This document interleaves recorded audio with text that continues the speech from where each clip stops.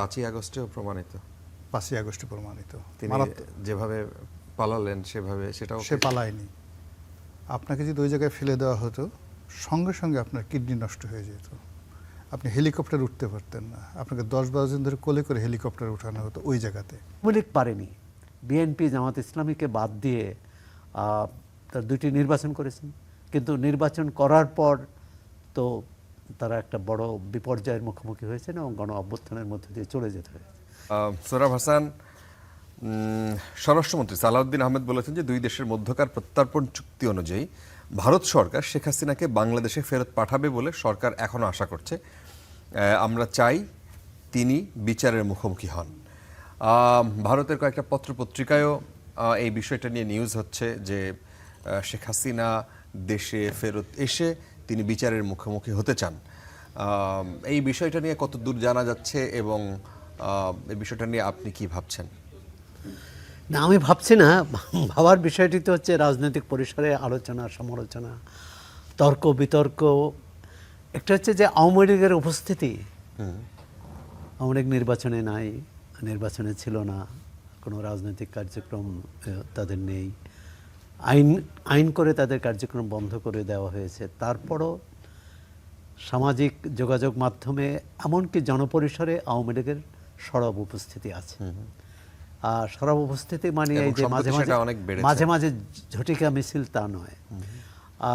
আমার ধারণা স্বরাষ্ট্রমন্ত্রী সালাউদ্দিন আহমদ যে উত্তরটি দিয়েছেন সেটি সম্প্রতি আওয়ামী লীগের সভানেত্রী শেখ হাসিনা বলেছিলেন যে বাংলাদেশে তিনি ফিরবেন এবং মাথা উঁচু করে ফিরবেন। এই প্রসঙ্গে নানা রকম মত বিমত, তর্ক বিতর্ক। এই প্রসঙ্গে কোনো সাংবাদিক তাকে জিজ্ঞেস করেছেন, তিনি আইনের কথাই বলবেন। তার কথার মধ্যে কিন্তু এক ধরনের কূটনৈতিক ভাষা আছে। এক হচ্ছে আমরা চেয়েছি, তারা আশা করি দেবেন এবং তিনি বিচারের মুখোমুখি হবেন। আবার সামাজিক যোগাযোগ মাধ্যমে শেখ হাসিনার ভাষ্যে এটাও দেখি যে তিনি বলেছেন আমি ফিরবো, আদালতের মানে প্রয়োজনে জেলে যাব, আদালতের মুখোমুখি হব, হ্যাঁ, বিচারের মুখোমুখি হব। এখন এটি যদি আমরা বিচারের প্রশ্ন একটি যে আদালতে বিচার হয়েছে, যে বিচারে শেখ হাসিনাকে মৃত্যুদণ্ড দেওয়া হয়েছে, সেই মামলাটি কিন্তু উচ্চ আদালতে আপিল করা হয়েছে। এখন আপিল থাকা অবস্থায় যে কোনো নিচের আদালতের বা আইসিটির যে রায় সেটা বহাল থাকে না সেটা ঝুলন্ত থাকে, এই প্রশ্নটি। এখন উচ্চ আদালত আপিল বিভাগ কি রায় দেয়। আরেকটি হচ্ছে রাজনৈতিক প্রশ্ন, সেটি শুধু শেখ হাসিনার ফেরত আসার বিষয়টি না, সেখানে হচ্ছে যে আওয়ামী লীগ তার যে লাখ লাখ সমর্থক কর্মী আছে, তার যে রাজনৈতিক চিন্তা দর্শন আছে, রাজনৈতিক নীতি কর্মসূচি আছে, তার যারা সমর্থন করে, তাদের বিষয়টি কিভাবে মীমাংসা হবে। জাতীয় নির্বাচনে তারা প্রতিদ্বন্দ্বিতা করতে পারেনি, আওয়ামী লীগ নামেও করেনি, কোনো স্বতন্ত্র সদস্য হিসাবে কেউ করেনি, যদিও পাকিস্তানে করেছে। ইমরান খানের দল নিষিদ্ধ করার পরও সেখানে অন্য একটি দলের নামে তার সমর্থকরা নির্বাচন করেছেন এবং ভালো ফল করেছেন। এককভাবে তারা বৃহত্তম দল, যদিও তার প্রতিদ্বন্দ্বীরা অনেক বেশি এবং সেখানে কোয়ালিশন সরকার। আওয়ামী লীগ সেটা করতে পারত না? হ্যাঁ, পারত, যদি পরিবেশ পরিস্থিতি, অর্থাৎ তারাও চাইতেন, আবার পরিবেশ পরিস্থিতি যদি সেটি অনুমোদন করত। তো এইটি মাত্র তখন যখন নির্বাচন হয়তো 1.5 বছরের মাথায়, 1.5 বছরের কম সময়, সুতরাং তখন যে পরিবেশ ছিল তার 1 বছর আগে পরিবেশ আরও বৈরী ছিল। এবং আপনিই বলছেন যে এখন তো আওয়ামী লীগটা জনপরিসরে আওয়ামী লীগের বিষয়টি আরও তাদের উপস্থিতি লক্ষ্য করা যাচ্ছে সরব। এখন কিভাবে প্রশ্নের মীমাংসা হবে। আরেকটি হচ্ছে একটি দেশের, যেমন ধরুন যদি 20% ধরি, 25% তার সমর্থক থাকে, তাদেরকে বাদ দিয়ে রাজনৈতিক কি বলে স্থিতিশীলতা আসবে এটা বিশ্বাস করা কঠিন। যেমন আওয়ামী লীগ পারেনি, বিএনপি জামাত ইসলামীকে বাদ দিয়ে তার 2টি নির্বাচন করেছেন, কিন্তু নির্বাচন করার পর তো তারা একটা বড় বিপর্যয়ের মুখোমুখি হয়েছেন এবং গণ অভ্যুত্থানের মধ্যে দিয়ে চলে যেতে হয়েছে। হ্যাঁ, অনেকেই বলতে পারেন সেজন্য তো 15 বছর অপেক্ষা করতে হয়েছে। এখন নিশ্চয়ই আরও 15 বছর এখন যারা ক্ষমতায় আছেন তারা এভাবে দেশ চালাবেন এটি মনে করেন না আশা করি। তো এর রাজনৈতিক মীমাংসা হওয়া উচিত। যারা অপরাধ করেছে এই বিচার যদি ত্রুটিপূর্ণ হয়, বিচার সংশোধন হতে পারে। আচ্ছা, আওয়ামী লীগ সরকার যুদ্ধাপরাধীদের বিচারে যাদের মৃত্যুদণ্ড কার্যকর হয়েছে সেটা আলাদা, কিন্তু মৃত্যুদণ্ড হয়েছিল কার্যকর হয়নি, আর সেই আসামি তো খালাস পেয়েছে এবং তিনি নির্বাচনও করেছেন। আচ্ছা, তো সেটা শেখ হাসিনার ক্ষেত্রেও হতে পারে, আচ্ছা, অনেকে মনে করেন। আচ্ছা। হলো মৌলরানী, রাস্তা একটু জ্যাম ছিল মনে হয় না, আমাদের একটু দেরি হলো, কোনো অসুবিধা নেই। আপনাকে স্বাগত জানাচ্ছি। দেশে ফিরে বিচারের মুখোমুখি হতে চান শেখ হাসিনা। আগামী 6 মাসের মধ্যে শেখ হাসিনা দেশে ফিরবে বলছেন। অনেক কথা বলেছেন শেখ হাসিনা। এখন শেখ হাসিনা এসব কথা কি টাকার অভাবে বিদেশে পালাতে না পেরে দেশে আটকা পড়া নেতাকর্মীদের চাঙ্গা রাখতে বলেছেন, নাকি সত্যি দেশে ফিরে বিচারের মুখোমুখি হতে চান তিনি? প্রথমত হলো যে শেখ হাসিনাকে আমরা রাজপথে চিনি, বিভিন্ন সময় তাকে দেখেছি, তিনি অত্যন্ত জেদি, ভীষণ রকম রাগী, জেদি। 2 নম্বর হলো খুবই প্রতিশোধ পরায়ণা। 3 নম্বর হলো যে সাহসী, এবং তার সাহস বিভিন্ন সময় এটা প্রমাণিত। আমি দক্ষিণাঞ্চলের মানুষ। 5ই আগস্টেও প্রমাণিত। 5ই আগস্টে প্রমাণিত। তিনি যেভাবে পালালেন সেটাও সে পালায়নি। আপনাকে যদি ওই জায়গায় ফেলে দেওয়া হতো, সঙ্গে সঙ্গে আপনার কিডনি নষ্ট হয়ে যেত। আপনি হেলিকপ্টার উঠতে পারতেন না। আপনাকে 10-12 জন ধরে কোলে করে হেলিকপ্টার উঠানো হতো ওই জায়গাতে। ওখানকার যে পরিস্থিতি, আপনি জীবনে এরকম ভয়ের মধ্যে পড়েছেন কিনা জানি না। 10-12টা গোকরা সাপ যদি চারিদিকে থাকে, ওই গোকরা সাপ ফোঁসফাস করতেছে, তার মধ্যে আপনি একজন পুরুষ হিসেবে আপনার যে অবস্থাটা হতো তার চেয়ে 1000 গুণ ভয়ঙ্কর অবস্থা ছিল ওই সময় হেলিকপ্টারে ওঠা। আপনার কাছে খবর আছে? উনি পালাননি আপনার মতে? না, উনি পালাননি। তাহলে উনি ওনার মতো করে ওনাকে পাঠানো হয়েছে বা উনি গেছেন, দুটোর একটা। মানে ফার্স্ট থিং হলো যে পালানো কি, হোয়াট ডাজ ইট মিন পালানো? পালানো মানে কেউ দেখেনি, অথবা কেউ দেখছে দৌড়ে দৌড়ে পালাই যাচ্ছে আর সে পেছনের দিকে তাকাচ্ছে না। বাট আমরা কি দেখেছি? আমরা দেখেছি যে লক্ষ লক্ষ কোটি কোটি মানুষ লাইভ দেখছে একটা হেলিকপ্টার, সামরিক হেলিকপ্টারে তিনি উঠছেন, এবং তার আশেপাশে যারা লোকজন কেউ আবেগপ্রবণ হয়ে কান্নাকাটি করছেন, আর তিনি তাদেরকে সান্ত্বনা দিচ্ছেন, ডোন্ট ওয়ারি। তার হাত ছিল মুষ্টিবদ্ধ, চোখে ছিল দৃঢ়তা, কোনো ক্রোধ, কোনো ক্ষোভ, কোনো লোভ, কোনো লালসা কিচ্ছু না। একেবারে ঋজু ভঙ্গিতে তিনি দৃঢ়তার সঙ্গে হেলিকপ্টারে উঠছিলেন। এটা এত সোজা নয়। না, এটা কিভাবে দেখলেন আপনি? কোনো ক্রোধ নাই, হাত এরকম মুষ্টিবদ্ধ ছিল। তার ওই যে মানে যাকে বলা হয়, তিনি যে হেলিকপ্টার উঠেছেন, ওই দৃশ্যটা তো বারবার দেখানো হচ্ছে। ওটাকে আমি খুব স্লোলি দেখার চেষ্টা করেছি, এবং আমি আপনাদের করে এবং জুম করে আমি মূলত একজন ক্রিমিনোলজির এক্সপার্ট বলা ঠিক হবে না, মানে ছাত্র। আমি অপরাধ বিজ্ঞানের একজন ছাত্র, যেহেতু আইনশাস্ত্র পড়েছি। তা আইনশাস্ত্রে প্রায় 40-45টা সাবজেক্ট আমাদেরকে পড়তে হয়েছে। আমি masters of law from Dhaka university. তো সেখানে ক্রিমিনোলজিটা আমি আসলে আমার যাকে বলা হয় ভালো লাগা থেকে পড়েছি। আচ্ছা, কিন্তু এই সংজ্ঞা কি আপনি পালানোর সংজ্ঞা বলছেন? এটা আসলে কি হলো তাহলে?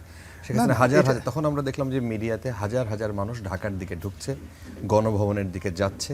ইনি যেভাবেই হোক, ইন্টেলিজেন্সের মাধ্যমে হোক, যেভাবেই হোক, তাকে কেউ বুঝিয়েছেন যে আপনাকে এখন চলে যেতে হবে এবং আর কোনো উপায় নাই। ব্যাপারটা তো এরকম মনে হচ্ছে। হ্যাঁ, আপনি মনে করতে পারেন সেই রকম। আমাদের যুদ্ধের যে পলিসি, আপনি যদি সানঝুর বই পড়েন, মাস্টার সানঝু, কিংবা আপনি যদি শের শাহের ইতিহাস পড়েন, ইভেন আপনি যদি নেপোলিয়ন বোনাপার্টের ইতিহাস পড়েন, তাহলে আপনি দেখবেন যে কখনো কখনো পালানো বলেন, পশ্চাৎপসরণ বলেন, কৌশলে অবস্থান থেকে সরে যাওয়া বলেন, এটা যুদ্ধের একটা অন্যতম কৌশল। আপনি যদি পৃথিবীর সর্বকালের সেরা যে কয়জন জেনারেল আছে, দ্য চার্লস দ্য গল, যখন জার্মান আর্মি পুরো ফ্রান্স দখল করে ফেললো এবং ফ্রেঞ্চ আর্মি আত্মসমর্পণ করলো এবং পুরো সেই মন্ত্রী পরিষদ তারা আনুগত্য প্রকাশ করার জন্য জার্মানি সেই নরম্যান্ডির বিজয়ের পরে আনুগত্য প্রকাশ করার জন্য দলে দলে গেল। তখন তার কিছু অনুগত বাহিনী ছিল যেটাকে বলা ওপেন ফ্রেঞ্চ আর্মি, যারা আর্মির অংশ না কিন্তু সাধারণ মানুষদেরকে নিয়ে একটা আর্মি গঠন করেছিলেন জার্মানদের সাথে যুদ্ধ করার জন্য জেনারেল চার্লস দ্য গল। তিনি সেখান থেকে পালিয়ে গেলেন। পালিয়ে কোথায় এলেন? ইংল্যান্ডে এলেন। আচ্ছা, ইংল্যান্ডে এসে সেই তার ওপেন ফ্রেঞ্চ আর্মিকে দিয়ে তিনি আবার যুদ্ধ করে সেই ফ্রান্সকে দখল করেছেন। তো কাজেই এই যে স্রোতের পক্ষে শুধু হাঁটা, বাতাস তোলা, কথা বলা, এটার জন্য খুব বেশি পাণ্ডিত্য দরকার হয় না। শেখ হাসিনা এখন ক্ষমতায় নেই, তারপর শেষে তিনি হেলিকপ্টারে করে চলে গেছেন, তো তাকে আমরা দুটো গালি দিয়ে দিলাম, তিনি পালিয়ে গেছেন, মহিলা ইত্যাদি ইত্যাদি ইত্যাদি ইত্যাদি ইত্যাদি। এটা তেলাপোকাও পারে, কিন্তু তিনি যে আবার ফিরে আসতে পারেন, ফিরে আসার শক্তি আছে, সামর্থ্য আছে, দেয়ার ইজ এ পসিবিলিটিস। তিনি যদি এই বিষয়টাকে যদি আমরা মূল্যায়ন করে নিজেদেরকে প্রস্তুত রাখতে পারি, তিনি যদি নাও আসেন তবু আমাদের ক্ষয়ক্ষতি কম হবে।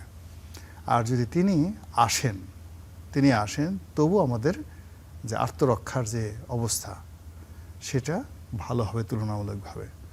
বোঝার চেষ্টা করুন, এখন যারা আছেন ক্ষমতাতে তারা সবাই শেখ হাসিনার জমানার 17 বছরের নির্যাতন, নিষ্পেষণে ভীত সন্ত্রস্ত।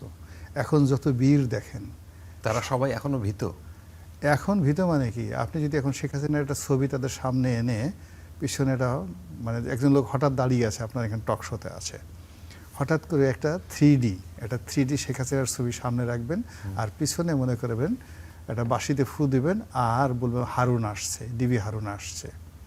আপনি দেখবেন যে এই জায়গার যে ওয়ালগুলো আছে, এই পিছনে যে টেলিভিশন আছে, কোন ফাঁকে যে একটা গুঁতাতে ভেঙে ফেলছে যে মানুষ, বুড়ো বুড়ো মানুষ, এই যে ওনার মতো বয়স্ক মানুষ, হঠাৎ করে দেখবেন তার শরীরে ভাস্কো দা গামার মতো শক্তি চলে আসছে বা বিশ্ববিজয় গামার মতো শক্তি চলে আসছে। চেয়ার থেকে একটা লাফ দিয়ে সে এমন জোরে কাণ্ডজ্ঞান হয়ে টেলিভিশনের স্ক্রিন ভেঙে ফেলবে। এই হলো অবস্থা। মূল ব্যাপারটা হলো কি জানেন? তো আপনি এটা বিশ্বাস করেন যে শেখ হাসিনা এবং তার যে সেট ছিলেন, আপনি যে ডিবি হারুনের কথা বললেন, আইজিপি ছিলেন একজন, বেনজির ছিলেন, বেনজির সাহেব ছিলেন, মানে ওই যে সেট তার যারা সৈন্য সামন্ত কিংবা তাদেরকে এখন লোকজন ভয় পায়। সো তারা ওইভাবে করেই আবার আসবেন? না, তারা আসবেন কেন আই ডোন্ট নো, বিকজ এখানে দুটো বিষয় আছে।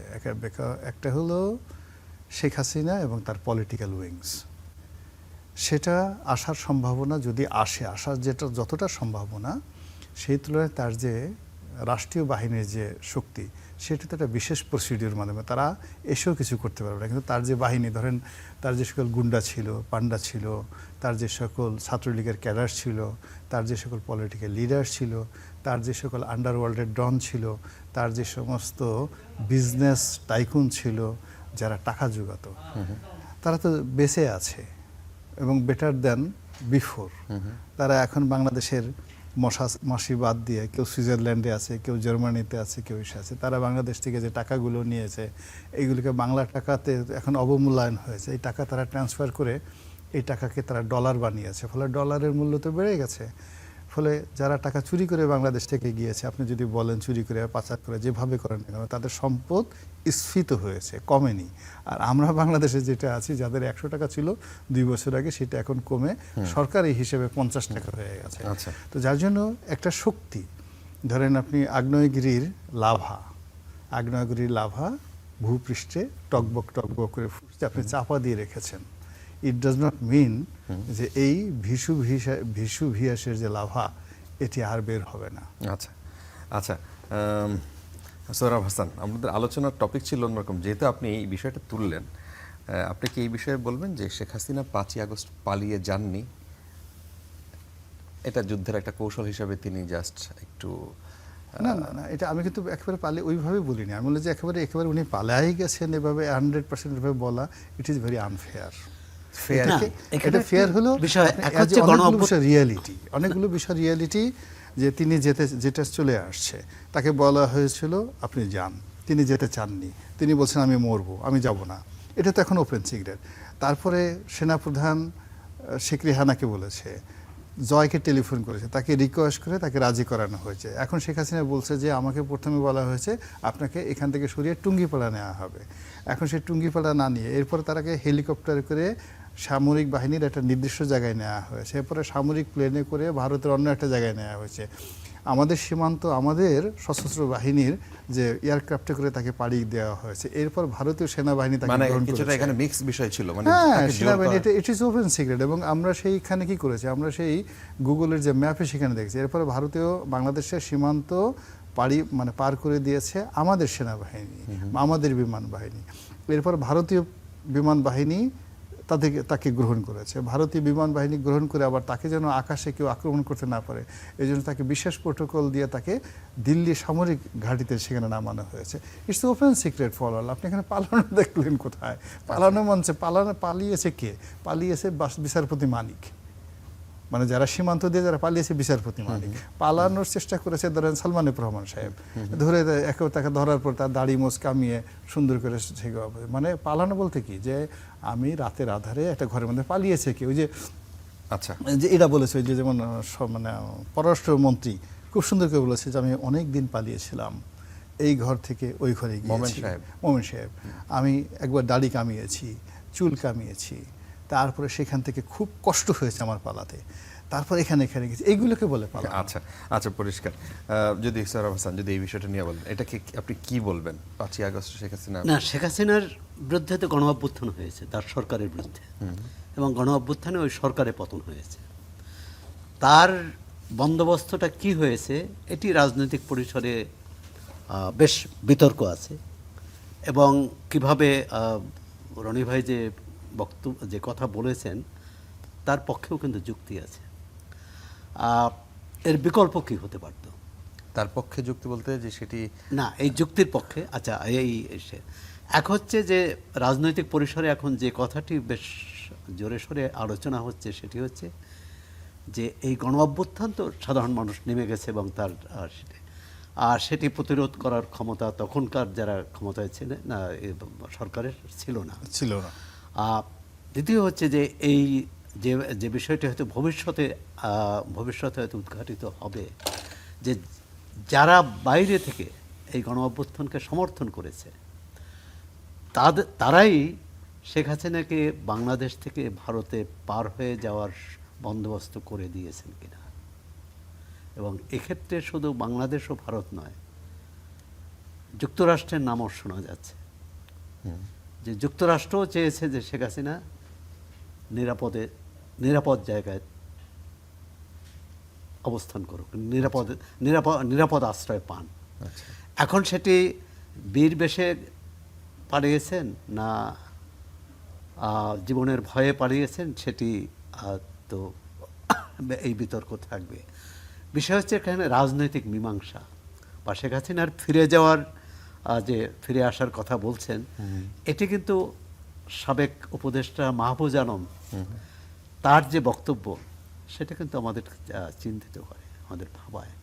শেখ হাসিনার কথা বাদ দিন বা আওয়ামী লীগের যে উদ্দেশ্যে গণ অভ্যুত্থানটা হয়েছিল, আইনের শাসন, ন্যায় বিচার, সামাজিক মর্যাদা, বৈষম্য দূর এবং একটা সুস্থ গণতান্ত্রিক প্রক্রিয়া নিশ্চিত করা, সেটি কতটা হয়েছে? একটি নির্বাচন হয়েছে, কিন্তু মাহফুজ আলমের যে বয়ান, যে তিনি 1, 2, 3, 4 করে প্রায় 15টি দিয়েছেন, সেখানে বলেছেন যে শেখ হাসিনার পর তো এই সুশাসন হওয়ার কথা হয়নি, মব শাসন হয়েছে, মুক্তিযুদ্ধকে 24-এর মুখোমুখি দাঁড় করানো হয়েছে, ডানপন্থার উত্থান ঘটেছে, ধর্মবাদী দলের উত্থান ঘটেছে, মাজার দরগা ভাঙা হয়েছে, বাউল শিল্পীদের উপর আক্রমণ করা হয়েছে, বাউল শিল্পীকে একজন পীরকে কবর থেকে তুলে এনে লাশ পুড়িয়ে দেওয়া হয়েছে। মানে এই যে ঘটনাগুলো, তো এটি কি এর সাথে গণ অভ্যুত্থানের কি সম্পর্ক ছিল?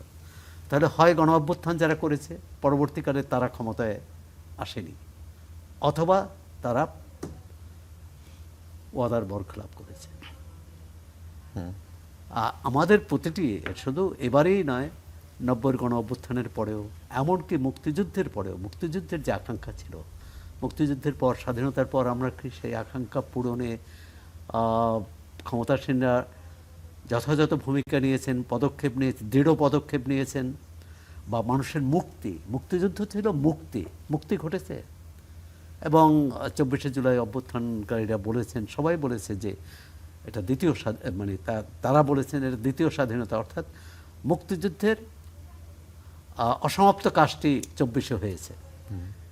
এই স্লোগান কিন্তু 72-এর পর জাসদ এই স্লোগান দিতেন যে এই মুক্তিযুদ্ধ ছিল 71-এর মুক্তিযুদ্ধ ছিল অসমাপ্ত, এখন আমরা সমাপ্ত মুক্তিযুদ্ধ করব। সেটা হচ্ছে, আপনি জানেন যে আনফিনিশড রেভলিউশন, লরেন্স লিপসুজের একটা বিখ্যাত বই ছিল, সেটি কর্নেল তাহের এবং জাসদের রাজনীতিকে কেন্দ্র করে, রাজনীতিকে নিয়েই লেখা। এখন কথা হচ্ছে আমরা কোথায় যেতে চাই। আমরা বারবার আন্দোলন করি, সংগ্রাম করি, গণ অভ্যুত্থান করি, কিন্তু কোথায় যেতে চাই সেই জায়গাটা ঠিক করতে পারি না। যেটা মাহফুজ আলমের এই যে তার যে পয়েন্টগুলো, যে বক্তব্য, যে আমরা তো কোথাও যাইনি, বরং আমরা পিছনে সরে গেছি। যদি পিছনেই সরে যাই তাহলে শেখ হাসিনাকে সরানোর যে যৌক্তিকতা, সেটা কোথায় থাকে? এর অর্থ না যে শেখ হাসিনাকে শেখ হাসিনাকে সরানোটা অন্যায় হয়েছে। শেখ হাসিনা গণ অভ্যুত্থানের মাধ্যমেই তিনি বিতাড়িত হয়েছেন, তিনি চলে গেছেন। এখন এই মীমাংসাটা কিভাবে হবে, যেটির রনি ভাই আসার আগে আমি যেটা বলছিলাম, এর একটা রাজনৈতিক মীমাংসা প্রয়োজন। 71-এর রাজনৈতিক মীমাংসা করতে পারেনি বলেই পাকিস্তানি শাসকবর্গ মুক্তিযুদ্ধ হয়েছিল। 90-এও কিন্তু অভ্যুত্থান হয়েছিল, এই রাজনৈতিক প্রশ্নের মীমাংসা করতে পারেনি। ধারণা ছিল যে 24-এ রাজনৈতিক প্রশ্নের মীমাংসা হবে, অর্থাৎ বাংলাদেশের যে ভূখণ্ড, এই ভূখণ্ডে বসবাসকারী প্রত্যেকটি নাগরিক তার মর্যাদা পাবে। সেটা অর্থনৈতিক মর্যাদা, সামাজিক মর্যাদা, ধর্মীয় স্বাধীনতা, কিন্তু সেটা কি পেয়েছে? এ কারণেই একটা উদ্বেগের কারণ। যদি আমরা 24 থেকে প্রশ্ন আসে কেন, 24-এর গণ অভ্যুত্থানের পর যদি আমরা সুশাসন দিতে পারতাম, আমরা যদি ন্যায় বিচার প্রতিষ্ঠা করতে পারতাম, কোথাও যদি মব না হতো, কোথাও যদি ডানপন্থার উত্থান না হতো, মুক্তিযুদ্ধের যে মূল্যবোধ, সেগুলো যদি আমরা ধারণ করতে পারতাম, আমরা সেগুলো সমুন্নত রাখতে পারতাম, অর্থাৎ মানুষের মুক্তি যদি নিশ্চিত হতো, তাহলে কিন্তু আজকে আওয়ামী লীগের যে উপস্থিতি, সরব অথবা নীরব যাই হোক, বা শেখ হাসিনার প্রত্যাবর্তন নিয়ে যে এত কথা হচ্ছে, সেটি কিন্তু হতো না। সুতরাং অভ্যুত্থানকারীদের বা অভ্যুত্থানে যারা অংশ নিয়েছে সেই জনগোষ্ঠীর ব্যর্থতার কারণেই কিন্তু আওয়ামী লীগের উপস্থিতিটা। যেমন 90-এর পর দুই দলই তো শাসন করেছে। আপনি কি এখনই এর ব্যর্থতা দেখেন, মানে ক্ষমতাসীন দলের না, তাহলে রাজনৈতিক প্রক্রিয়ার? এই ক্ষমতাসীন দল বিএনপি তো 3 মাস আসছে, 3 মাসের মধ্যে এই ব্যর্থতা, সফলতা ব্যর্থতা এই করার নয়। কিন্তু যে সরকারটি অঙ্গীকার করেছিল যে আমরা জুলাই অভ্যুত্থানের যে লক্ষ্য, উদ্দেশ্য, আদর্শ, এটা বাস্তবায়ন করব, সেই সরকারটি পারেনি। এবং এখন তো দেখা যাচ্ছে তারা যে রুটিন কাজ, যে কোনো সরকারের, তত্ত্বাবধায়ক হোক, অন্তরীণ হোক, বা অনির্বাচিত হোক, সামরিক হোক, তার একটা রুটিন কাজ থাকে দেশ পরিচালনার। মানুষের নাগরিকদের ন্যূনতম যে চাহিদা, অধিকার, সেটাও পারেনি। হামের টিকার সংকটটা হচ্ছে তার অন্যতম। সেটা অন্তর্বর্তী সরকারের কথা বলছেন, যে তার অন্তর্বর্তী সরকারের। নতুন সরকার এখনো আমি স্পষ্ট না নতুন সরকার কি রাজনৈতিক বন্দোবস্ত নিয়ে এগোবে। কখনো মনে হয়েছে, যেমন নির্বাচনের আগে কিন্তু বিএনপির নেতাদের বক্তৃতা বিবৃতিতে মনে হয়েছিল তারা আওয়ামী লীগকে পুনর্বাসন, মানে আওয়ামী লীগের ফিরে আসাটাকে তারা বাধা দেবে না। অনেক জায়গায় কিন্তু আওয়ামী লীগের অফিস খুলে দেওয়া হয়েছিল, তালা খুলে দেওয়া হয়েছিল।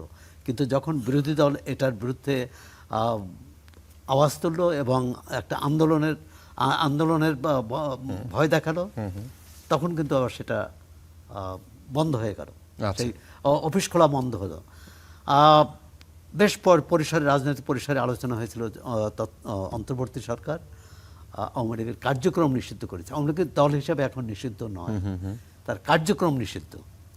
তা কার্যত সেটা দলই নিষিদ্ধ, কিন্তু দলীয় কাঠামো নিষিদ্ধ না। যে এর আগে তো কমিউনিস্ট পার্টি নিষিদ্ধ হয়েছে, ডিএল নিষিদ্ধ হয়েছে, জাসদ নিষিদ্ধ হয়েছে। আচ্ছা। এখন যে বিষয়টি, তবে বিএনপি আমার ধারণা যে বিএনপি পরিস্থিতি অবলোকন করছেন, তারা দেখছেন, পর্যবেক্ষণ করছেন যে কোন পদক্ষেপ নিলে তাদের জন্য ভালো। আচ্ছা, বা দেশের জন্য। সামগ্রিকভাবে কি ব্যাপারটা এরকম যে হ্যাঁ আগেই ভালো ছিলাম এরকম ব্যাপারটা? না না, আগেই ভালো ছিলাম তো কেউ বলবে পাকিস্তান আমলেই ভালো ছিলাম, তা এর অর্থ যে পাকিস্তান আমলে ফিরে যাবো না, সেটা আওয়ামী না। লীগের আমলের কথা বলছি। আমি বলছি যে কোনো আমলে কখন বলে হতাশা থেকে, ক্ষোভ থেকে। এখন আজকে চালের দাম যদি 150 টাকা হয়, মানুষ তো বলবে যে এই সরকার মানে গণবিরোধী অবস্থান, মানে এই সরকার দেশ চালাতে পারছে না। তো এখন কথা হচ্ছে এটা নির্ভর, এটা হলো তুলনাটা হয় কখন? তুলনাটা হয় যখন আমরা খারাপ করি বা আচ্ছা। সরকার খারাপ করে। জি। ভালো হলে কিন্তু সেটা কখনোই বলবে না। আচ্ছা, পরিষ্কার। আওয়ামী লীগ চলে যাওয়ার পর খুব কম ক্ষেত্রেই দেখাতে পেরেছে এই যারা অন্তর্বর্তী সরকারে ছিল যে তারা সাফল্য দেখাইছে অর্থনৈতিক ক্ষেত্রে, রাজনৈতিক ক্ষেত্রে। হ্যাঁ, রাজনৈতিক ক্ষেত্রে একটা সাফল্য আছে, মোটামুটি একটা নির্বাচন হয়েছে, গ্রহণযোগ্য নির্বাচন, আচ্ছা, যেটি 3টি নির্বাচনে মানুষ ভোট দিতে পারে না, এই নির্বাচনে ভোট দিতে পেরেছে যারা ভোট দিতে গিয়েছে। আচ্ছা, গোলাম মাওলা রনি, এই বিষয়টা নিয়ে বলবেন যে অন্তর্বর্তী সরকার ব্যর্থ, এই সরকারের প্রায় 100 দিন হতে চলল, এই সরকারকে কি বলবেন? এই সরকার তো অনেক সুন্দর সুন্দর কাজ করছে। প্রধানমন্ত্রী তারেক রহমান সাহেব ইভি মানে ওই ট্রাক, যেটা ইলেকট্রিক ট্রাক বাংলাদেশে উদ্ভাবিত হয়েছে, সেটা সে নিজে চালালো। তারপর শেষে সে শিশুদের কার্ড চালালো। এরপর একজন বিশেষ অটিস্টিক ম্যান সে একটা গাড়ি বানালো, সেটাও সে চালালো। তো চালানোর পরে এই যে এখন এত একটা সহজ সরল স্বাভাবিক সুন্দর সাবলীল একজন প্রধানমন্ত্রী আমরা পেয়েছি, এটা বাংলাদেশে এটা অতিপূর্বে কখনো হয়নি। আমাদের দেশে তো একজন চেয়ারম্যান হলেই তার মাথার উপর ছাতি ধরার জন্য একটা লোক লাগে, জুতো টানার জন্য একটা লোক লাগে, সে আরও অনেক কিছু করে। আচ্ছা, তো সেই তুলনায় একজন প্রধানমন্ত্রী, এই বাংলাদেশে একজন প্রধানমন্ত্রী এলো গত 100 দিনে মূলত আমাদেরকে ডিস্টার্ব করার মতো কোনো কাজ এখন পর্যন্ত সে করেনি। সে বরং যেটা করেছে যে আমাদের যাতে ডিস্টার্ব কম হয়, যেমন সে তার গাড়ির বহর ছোট করেছে, তারপর সে রাস্তাঘাটে চলাফেরা করতে গিয়ে আমাদের পথ বন্ধ করেনি, মানে যেগুলিকে বলে সোশ্যাল নুইসেন্স, এই জিনিসগুলো তিনি করেননি। তো অ্যাজ এ ম্যান হিসেবে এই জিনিসগুলো মানে বিয়ন্ড আওয়ার এক্সপেকটেশন। আচ্ছা, মানে এটা প্রশংসা আমি করলাম না, প্রশংসা না করে বললাম যে এরকম একটা প্রধানমন্ত্রী এরকম যদি করতো আমরা হয়তো মাঝে মধ্যে স্বপ্ন দেখতাম, বাট সেই কাজগুলো তিনি করছেন। আর তার মন্ত্রিসভা? আর না, তার মন্ত্রিসভা না, তাকে নিয়েই বলি, তার মন্ত্রিসভা বলে লাভ নাই, বিকজ এই মন্ত্রীদেরকে তো আসলে সেই সিলেক্ট করেছে। কাজে এই মন্ত্রীদের যত কাজকর্মের জন্য প্রধানমন্ত্রীকেই দায় নিতে হবে। 2 নম্বর হলো প্রধানমন্ত্রীর যে অফুরন্ত ক্ষমতা, তার যদি কোনো মন্ত্রীকে অপছন্দ হয়, ভালো না লাগে, সে আজকে বলে দিতে পারে যে you are no more from tomorrow, or leave it not for even for after 1 hour, just get out বলে দিতে পারে। যখন সেই মন্ত্রীকে সেই কাজ করছে না, তারপরে মন্ত্রীকে তিনি রেখে দিয়েছেন, মন্ত্রীকে তিনি নিয়োগ দিয়েছেন, ইট মিনস এই মন্ত্রী পরিষদের সমস্ত দায় দায়িত্ব প্রধানমন্ত্রীর। আমাদের দেশের মানুষের যে স্বাভাবিক একটা চরিত্র হলো, আমরা খুব ভয় পাই, আজরাইলকে ভয় পাই। এই জন্য হয় কি দেখবেন যে আমাদের বাংলাদেশে সবাই সবার গালাগালি করে, আজরাইলকে কেউ গালাগালি করে না। এবং ছেলে মেয়ের নাম মানুষের অনেক কিছু রাখে, পচা রাখে, গদা রাখে, ঝিনুক রাখে, ঝিনুই রাখে, কিন্তু আজরাইল নামে মানে জিব্রাইলও রাখে কারো নাম, কিন্তু আজরাইল কারো নাম রাখছে আমি এখন পর্যন্ত শুনিনি। তো এখন মূল ব্যাপারে এই জন্য হয় কি যে প্রধানমন্ত্রীর হাতে যেহেতু সকল ক্ষমতা, স্বরাষ্ট্রমন্ত্রীর হাতে সকল ক্ষমতা, এই জন্য তাদেরকে খুব কৌশলে সব দোষ আইজির, আবার যারা আইজিকে ভয় পায় সব দোষ এসপির, যারা এসপিকে ভয় পায় সব দোষ ওসির। এখন প্রধানমন্ত্রীকে আসলে সবাই একটা রিলিফ দিতে চাচ্ছে। যাবে না তো? হ্যাঁ হ্যাঁ, মানে প্রধানমন্ত্রীকে বলে যে উনি এক নিরপরাধ লোক, এক ভালো মানুষ, খুবই ভালো মানুষ, উনি কি করবে, উনি একা নিজে মানে এই কাজ কি করবে, ওনার মন্ত্রীরা তো ওনার সাথে পেরে উঠছে না। এগুলো হলো ফ্ল্যাটারিং, দালালি করার একটা নিউ ডাইমেনশন, হ্যাঁ, তাবেদারি করার একটা নিউ ডাইমেনশন। কথাটা হবে এইরকম, জাস্ট এইরকম। কীরকম? জাস্ট একটা কাহিনী বলি। খলিফা আবুল মনসুর আল মনসুর হল হারুনার রশিদের দাদা। খলিফা আল মনসুর বিখ্যাত খলিফা, আব্বাসীয় খলিফা। তো তিনি তার রাজত্ব মতো আপনি বুঝেন যে আজকের খলিফাদের আব্বাসীয় খিলাফত মানে প্রায় 60 লক্ষ বর্গ কিলোমিটার এলাকা তার শাসন, ভারতের আজকের আধুনিক ভারতের দ্বিগুণ। তো তিনি মাঝে মধ্যে এই লোক আনতেন, ডেকে নিয়ে হতো যে একটা পাগল নিয়ে আসো, একটা সাধারণ লোক নিয়ে আসো, বা এমন লোক নিয়ে এসো যে আমাকে সত্য কথা বলে। এ কারণে হলো রাজদরবারে প্রতিটি মুহূর্তে তাকে মিথ্যা কথা বলা হতো, এবং তার কাছে যারা আসতো নিজেরা সাধু, অন্যরা খারাপ। তো ওইরকম একদিন সে খুব ক্লান্ত হয়ে গেল, বলে যে আজকে আমি সারাদিন এত মিথ্যা কথা শুনছি আর এত কিছু হচ্ছে, আমি আর নিজেকে ঠিক রাখতে পারছি না, ফলে তুমি এমন একজন লোক নিয়ে আসো যে কিনা রাজার সামনে মিথ্যা কথা বলে না, সত্য কথা বলে সব কিছু। তো লোকজন বলো যে একজন উপযুক্ত লোক আছে, ওয়াসিল ইবনে আতা। এই যে আমি কাহিনীটা বলছি, এটা হলো ইহিয়া উলুমউদ্দিন ইমাম গাজ্জালির রহমতুল্লাহ আলাইহির বইতে লেখা এই কাহিনী। তো বলছে মদিনার সবচেয়ে মশহুর অলি আল্লাহ ওয়াসিল ইবনে আতা, তিনি এখন এই বাগদাদে আছেন, আপনি যদি চান তাকে নিয়ে আসি। তো যাও নিয়ে আসো। তো এই ওয়াসিল ইবনে আতাকে নিয়ে আসা হলো। তো উনি যখন ওয়াসিল ইবনে আতা রাজদরবারে ঢুকলেন, তখন একটা বিচার চলতেছিল। বিচারটা হলো মদিনাতে খলিফা মনসুরের যিনি গভর্নর, সেই গভর্নরের ওখানে উপস্থিত, আর গভর্নরের বিরুদ্ধে অভিযোগ করার জন্য মদিনার 3টি সম্প্রদায়, গোত্র তারা আসছে। এই 2 গ্রুপ, মানে গভর্নরের গ্রুপ আর ওই গ্রুপ ঝগড়া করছে। তো ওই গ্রুপ তারা বলতেছে যে এই গভর্নর খুব খারাপ, আর গভর্নর বলতেছে এরা খুব খারাপ। কিন্তু খলিফা বুঝতে পারছেন উভয় পক্ষ এমন সুন্দর করে দাবি দেওয়া করছে, এমন সময় ওয়াসিল ইবনে আতা সেখানে উপস্থিত। তো এই উভয় পক্ষই বলে এই যে একজন সৎ লোক আসছে, হুজুর আলাম্পনা, আপনি এর কাছে জিজ্ঞাসা করেন আপনার এই গভর্নর কেমন। মদিনার অধিবাসীরা বলতেছে। তো গভর্নর বলছে হ্যাঁ জিজ্ঞাসা করেন। তো গভর্নর বলতেছে প্রথম যে ওই অধিবাসীদের এদের কথা জিজ্ঞাসা করেন, এরা যে কত খারাপ উনি বলুক। তো খলিফা বললেন যে আচ্ছা বলো তো, এই যে সমস্ত লোক আমার গভর্নরের বিরুদ্ধে অভিযোগ করছে, এদের ব্যাপারে আপনার বক্তব্য কী? বলছে এরা খুব বজ্জাত, ভীষণ রকম বজ্জাত, এরা চুরি চামারি রাহাজানি এমন কোনো মন্দ কাজ না যে না করে, আর এদের যখন কোনো কাজ না থাকে এরা তখন ফন্দি ফিকির করে কি করে শয়তানি করা যায়, এবং এরা যেখানে থাকে সেখানে শয়তানের দরকার হয় না। তখন গভর্নর বলতেছে যে দেখছেন আমি এতক্ষণ যাবত যে বলছিলাম এখন অস্বীকার করুক। তো ওই লোকগুলো মাথা নোয়ায় রাখছে, যেহেতু সত্য কথা। এখন সেই লোকগুলো বলছে যে উনি যা বলছেন সত্য বলছেন, এবার ওনার কাছে আপনার এই গভর্নরের কথা জিজ্ঞাসা করেন সে কেমন। তো খলিফা জিজ্ঞেস করলেন যে আমার এই গভর্নর কেমন। বলছে আপনার গভর্নরের মতো তো খারাপ লোক নাই, এ যেখানে যায় সেখানে মানুষের আর জাহান্নামের দরকার হয় না, এ নিজে মন্দ আর সারাক্ষণ মন্দ লোক নিয়ে চলে, এবং তার যে রাজদরবার সেই রাজদরবারে রীতিমতো একটা পৈশাসিক কাণ্ডকারণ ঘটে। যত তার রাজ্যের মদিনার খারাপ লোক সব সে নিয়ে বসে থাকে, এবং ওখানের পরিবেশ দেখে ওর মধ্যে যে কোনো ভালো লোকও কি দেবে এই অবস্থা সে রাখে না। মানে খলিফা শুনে তো তেলে বেগুনে রেগে গেল, এরকম একটা খারাপ লোক মানে আমি নিয়োগ দিছি, তুমি তো এতক্ষণ খুব বাহাদুরি দেখাচ্ছ, এখন বলো কি বলো। তো এখন গভর্নর বলতেছে হুজুর উনি ঠিকই বলেছেন, তবে আপনার সম্পর্কে একটু জিজ্ঞাসা করেন, আপনার সম্পর্কে জিজ্ঞাসা করেন। তো খলিফা মনসুর বলতেছেন যে আচ্ছা বলেন, আপনি বলেন আমার সম্পর্কে আপনার ধারণা কি। তো বলে যে এই যে লোকগুলো যার শয়তানি করে আর এই আপনার গভর্নর যে শয়তানি করে, এগুলো সব একত্র করলে যা হয় আপনি তার চেয়েও খারাপ। এর কারণ হলো আপনি এই গভর্নরকে নিয়োগ দিয়েছেন। তো এখন খলিফা মনসুর বলতেছে যে আমি সত্য শুনতে চেয়েছি, কিন্তু এত নির্মম সত্য শোনার মতো যোগ্যতা আমার অর্জন হয় নাই, ওনাকে তাড়াতাড়ি আমার সামনে থেকে সরাও, আমি আর নিজেকে নিয়ন্ত্রণ করতে পারছি না, ওকে নিয়ে যাও আমার সামনে থেকে। ঠিক সেম ঘটনা ফেরাউনের জমানাতে ঘটেছে। তো এটা কিন্তু এখনও চলছে। দেখেন এই কাহিনী কিন্তু কত আগের, কিন্তু এখনো চলছে। এখন আমার ঘটে হলো এই খলিফাকে আর এখন এই মন্ত্রিসভার গভর্নর কারা?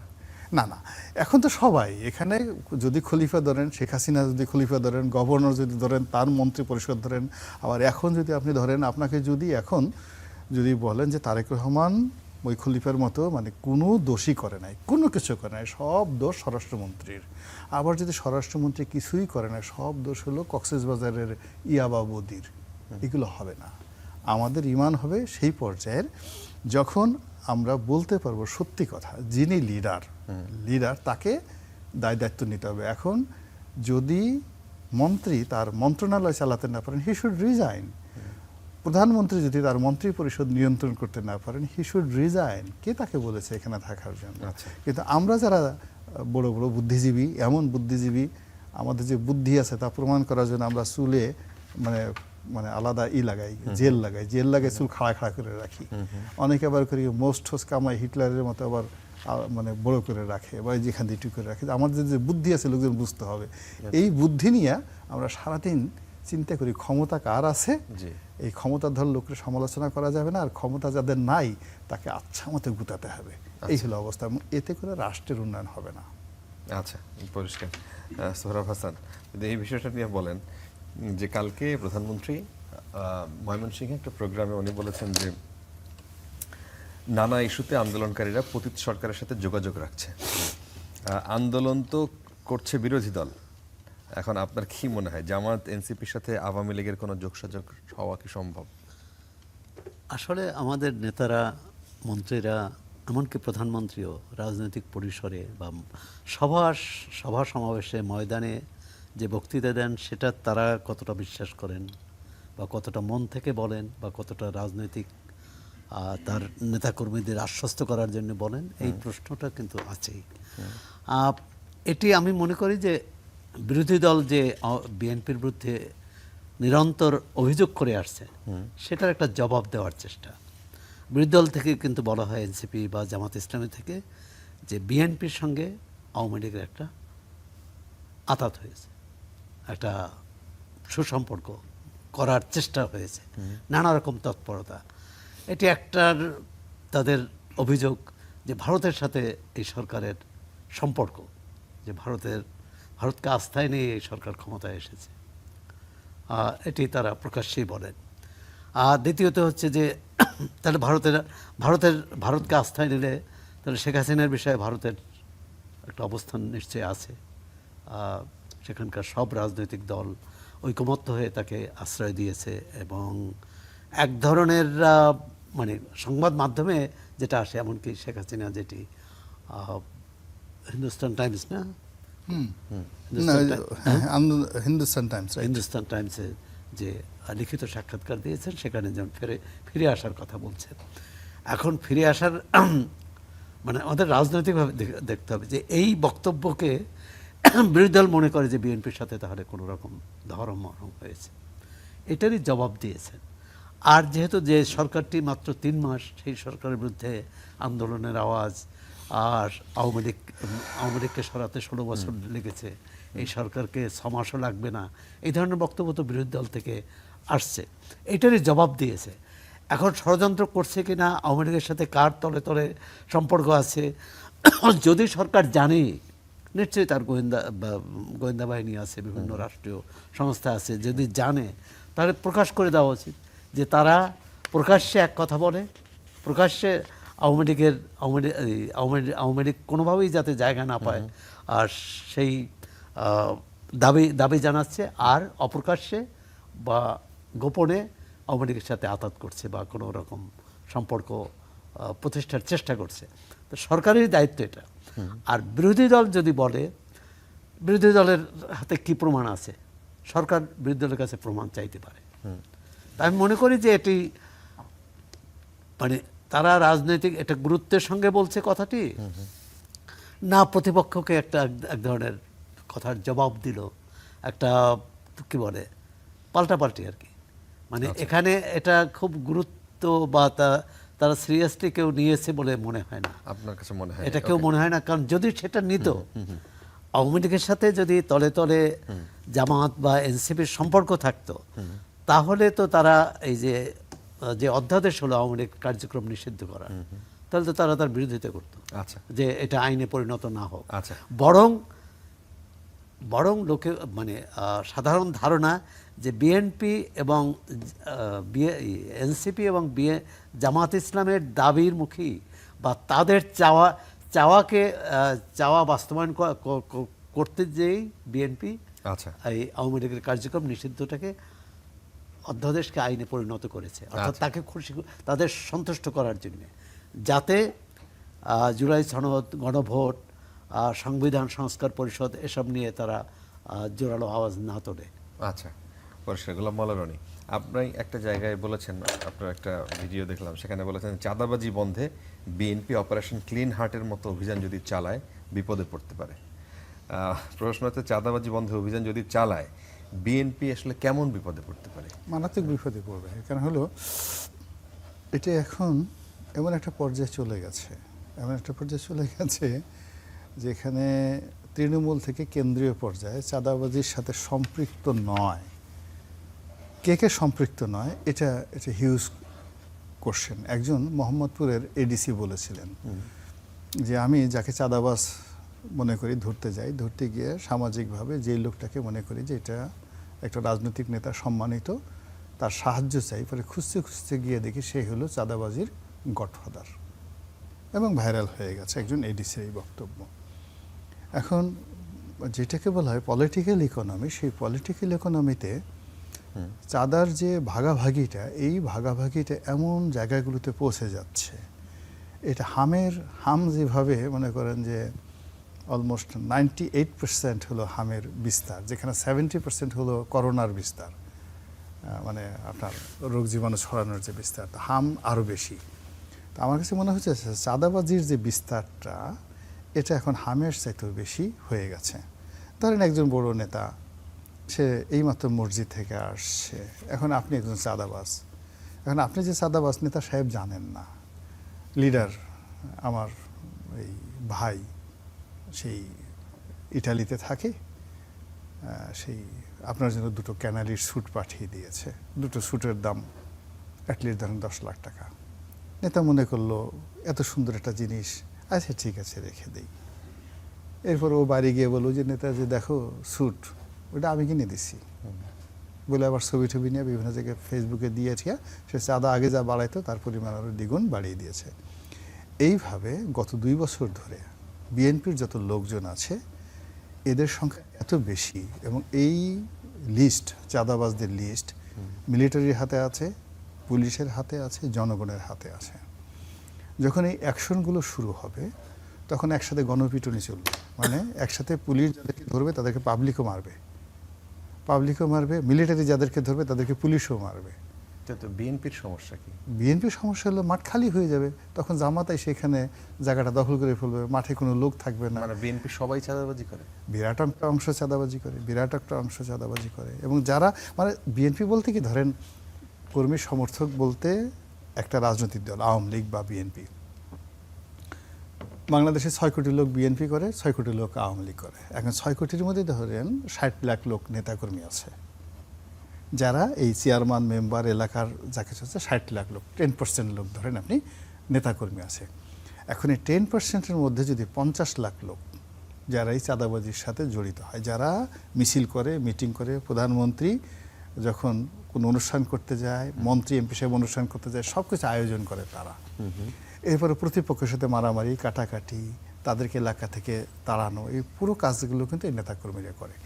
এখন যদি আপনি এদের একটা বিরাট অংশকে ধরে নিয়ে আসেন, বাকি অংশ এলাকা ছাড়া হয়, কিছু অংশ গণপিটুনি খায়, তাহলে ওই ভ্যাকুয়াম জায়গাটা কারা দখল করবে? আওয়ামী লীগের লোক দখল করবে, সেই জায়গাটা জামাতের লোক দখল করবে, এবং তারা তখন সাথে সাথে মানে পাইকারি হারে বিরাট মিলাদ মাহফিল দিয়ে দেবে আজহারিকে নিয়ে, যে এইরকম সুযোগ আর পাই নাই।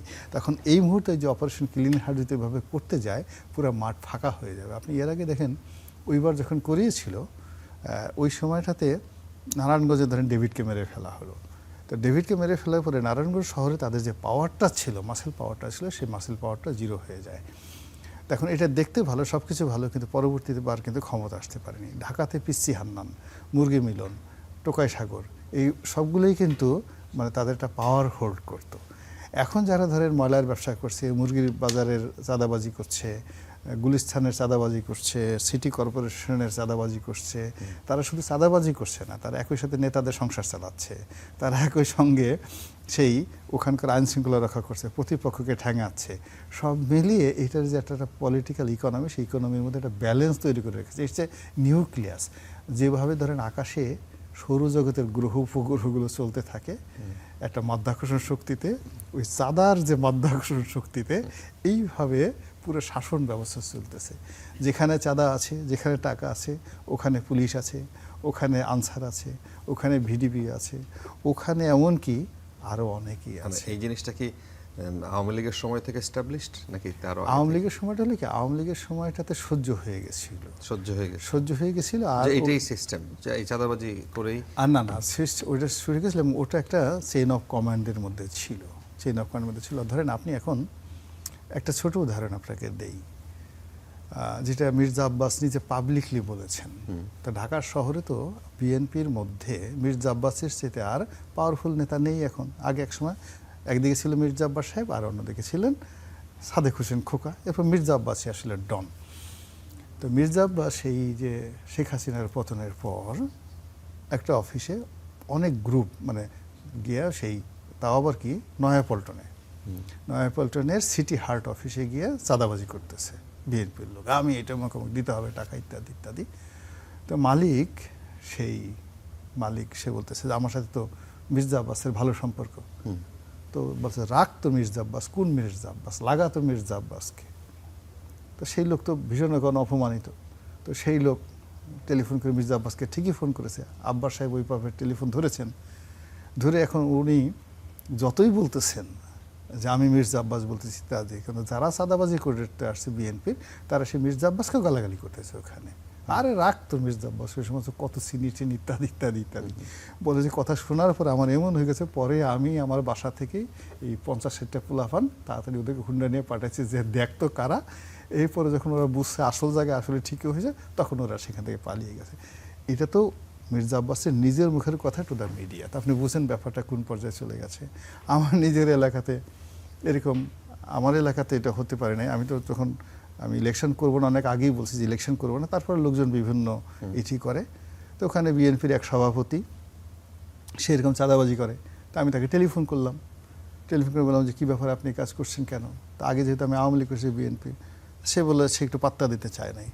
তা আমি বললাম যে দেখো বয়স্ক মানুষ, তুমি করে বললাম দেখো আমি যদি আসি একেবারে ধরে তোমাকে আশ্রাবো ধরে, এবং 1 ঘন্টা সময় দিলাম, তুমি যদি চাঁদাবাজি আবার করতে চাও, তোমার কোন কোন বাবা আছে তাদেরকে ডাকো, যেরকম এমপি সাহেব বলছে আসবে, এসে তোমাকে আশ্রাবে, পিটাবে ওখানে। তারপর তুমি যদি কিছু করতে না পারো, আর তোমাকে যদি আমি ওখান থেকে ধরে নিয়ে আসতে না পারি 1 ঘন্টার মধ্যে, তাহলে আমি আর এলাকায় কোনোদিন যাবো না, চাঁদাবাজি বন্ধ। আচ্ছা ভালো, এই খবর ছড়াই পড়লো যে না এরকম পাওয়ারফুল লোক দরকার। এখন আমাদের পার্শ্ববর্তী এলাকা সেটা হলো এই যে এখন যে মোশাররফ সাহেব হয়েছে, সংসদ সদস্য হয়েছে, সেই এলাকার। তো সেখানে এরকম রাঙ্গাবালিতে বিরাট চাঁদাবাজি হচ্ছে। তা আমি ফোন করলাম, ওই লোক আসছে, ভাই আপনি রক্ষা করেন। আমি বললাম এটা তো আমার এলাকা না। কই ভাই আপনি ছাড়া পারবেন না। তা আমি চাঁদাবাজদের ফোন করলাম। তো সামনে বলে ভয় পেলো যে ভাই এখানে তো ভাগ দিতে হয়, চাঁদার ভাগ দিতে হয়, সভাপতির সাথে কথা বলেন। বললাম সভাপতির সাথে, সভাপতি বলে যে ভাই আপনি তো বলছেন সবই ঠিক আছে, আপনি একটু চেয়ারম্যান সাহেবের সাথে কথা বলেন।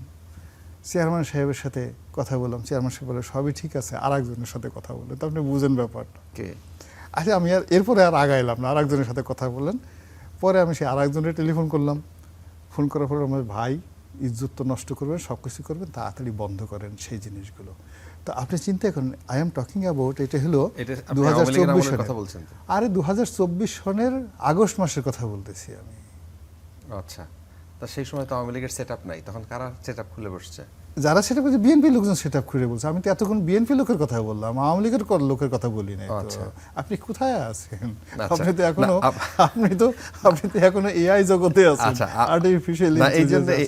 আমি 2024 সনের আগস্ট মাসের 14-15 তারিখের ঘটনা বলছি, আমার গলা চিপার কথা এবং আমার 10 মিনার কথা, এবং আমি আমার পার্শ্ববর্তী রাঙ্গাবালি, যে দ্বিতীয় ঘটনা রাঙ্গাবালি উপজেলার কথা বললাম।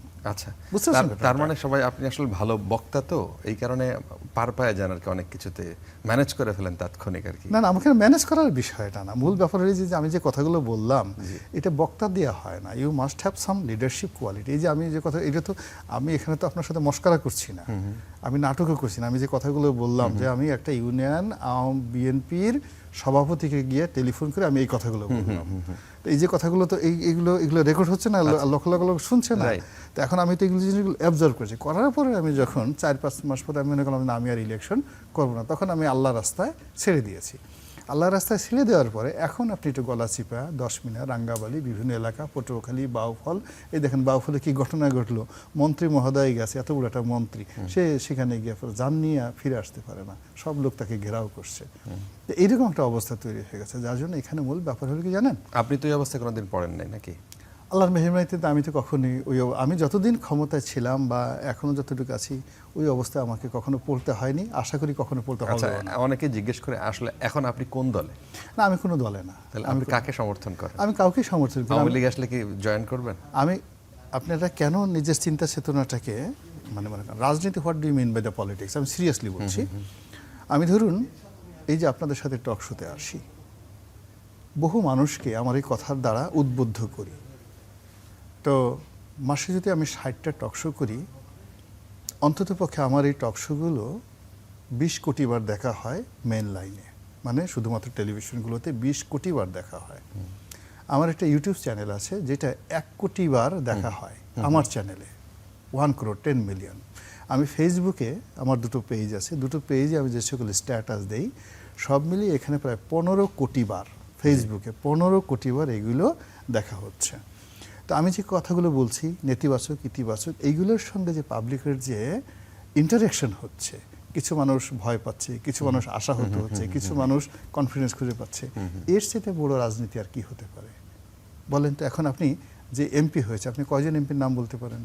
কয়জন এমপি একটা টেলিফোন করে একটা ভালো কথা বলতে পারে?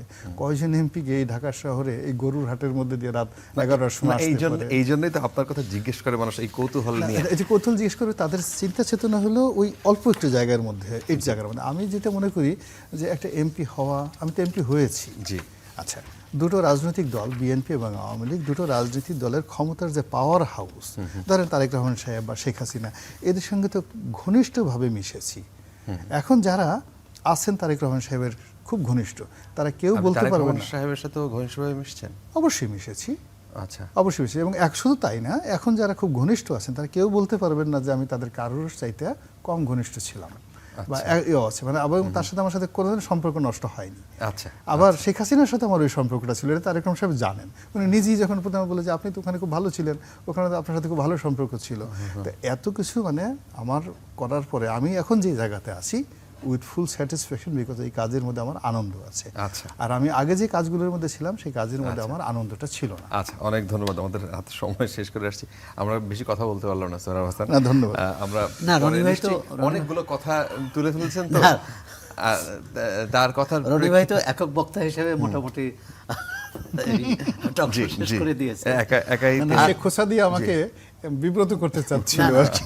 না, তা চাচ্ছি না, তবে রনি ভাই না, না, আপনাকে না, না, তাকে মানুষের বলবো। মানুষের আচ্ছা, রনি প্রশ্ন। ভাই যা বললেন তাতে মনে হলো যে রনি ভাই যদি এই যে কোনো দায়িত্ব নিতেন, সেটা স্বরাষ্ট্রমন্ত্রী অথবা তার উপরে যদি কেউ থাকে, তাহলে সরকারে। বাংলাদেশে হয়তো এই অপারেশন ক্লিন হার্টও নিতে হতো না, একটা বাংলাদেশের শান্তি বজায় থাকতো। তা আমরা আশা করি ভবিষ্যতে সেটা করবেন। আর যে বিষয়টি হচ্ছে যে অপারেশন ক্লিন হার্টের অন্য একটি বিষয়, রনি ভাই বলেছেন যে দল শেষ হয়ে যাবে অপারেশন ক্লিন হার্ট করলে, কিন্তু আমি বলবো যে দল শেষ হওয়ার চেয়ে বড় গুরুত্বপূর্ণ হচ্ছে যে আপনি অপরাধ দমন করার নামে তো মানবাধিকার লঙ্ঘন করতে পারেন না, আপনি বিনা বিচারে মানুষ মারতে পারেন না। অপারেশন ক্লিন হার্টে তো বিনা বিচারে জি, মানুষ মেরেছে জি, এবং জি। সেজন্য তাদের দায় মুক্তি দিয়েছে। রাইট। হ্যাঁ, তা এই দায় মুক্তির রাজনীতি করার জন্য তাহলে 24শে গণ অভ্যুত্থান হলো কেন, এই নির্বাচন হলো কেন? Right. আমরা আশা করব যে অবশ্যই চাঁদাবাজদের বিরুদ্ধে ব্যবস্থা আচ্ছা, নিতে হবে। অনেক এবং অনেক অনেক ধন্যবাদ। আমাদের দখলবাজদের হাতে বিরুদ্ধে সময় শেষ ব্যবস্থা হয়ে নিতে গেছে। হবে, কিন্তু মানবাধিকার লঙ্ঘন করা যাবে না কোনো অবশ্যই। অপারেশনে। জি, অনেক ধন্যবাদ আপনাদের দুজনকেই। দর্শক,